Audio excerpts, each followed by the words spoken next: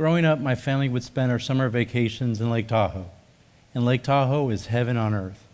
You can kayak, swim, hike, snowboard, and ski there.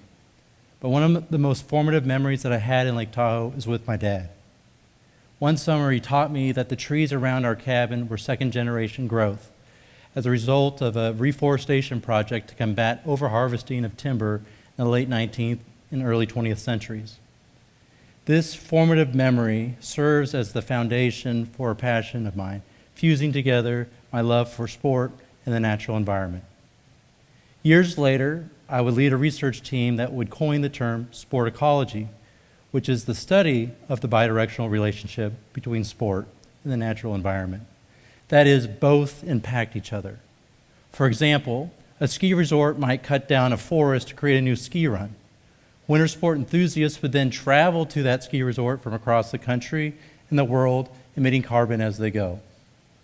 Whether we consume sport as a spectator or participant, we impact the natural environment, like going to a college football game, running in a 5K race, or driving to a child's soccer tournament.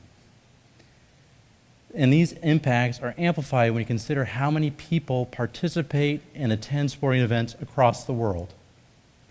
The economic activities around a sporting event also have a detrimental impact on the natural environment. Researchers have found that sport organizations will overestimate their economic benefit to a local community to gain favor with politicians and voters so that they continue to subsidize those organizations. I led a research team that also found that sport organizations will minimize their environmental impact to still maintain that positive view within the community. Regardless of how we consume sport, recreation, and physical activity, these in part contribute to climate change. In turn, climate change will impact the ways that we consume sport, recreation, and physical activity. For example, a college athletic department can lose $7 million if a college football game is canceled, postponed, or rescheduled due to a hurricane or wildfire. Pollution and poor air quality are a contributing factor to decreased physical activity rates and exercise across the United States. And extreme temperatures cause severe heat-related illnesses and even death, especially amongst athletes competing in summer and fall seasons, especially here in the state of Texas. But this is not a doom and gloom talk, I promise. Sport can be used as a tool to engage vast populations across the world in collective climate action.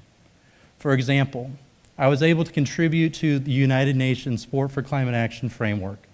This framework is designed to encourage sport organizations across the world to decrease their carbon footprint and then use their social platform to encourage their fans to do the same. One example from practice is the work that we did with the USA Special Olympic Games in Seattle to promote pro-environmental behaviors. In a pre-event survey, we found that 78% of respondents were expecting to rent a car during their time in Seattle. Based off our market research, event organizers launched the Walkable Games campaign, which encouraged athletes and their caretakers to use mass transit and public transportation in Seattle during their visit. In a post-event survey, we found that only 7% of respondents actually rented a car during their time in Seattle. The lessons from this research and other projects that I engaged in were twofold.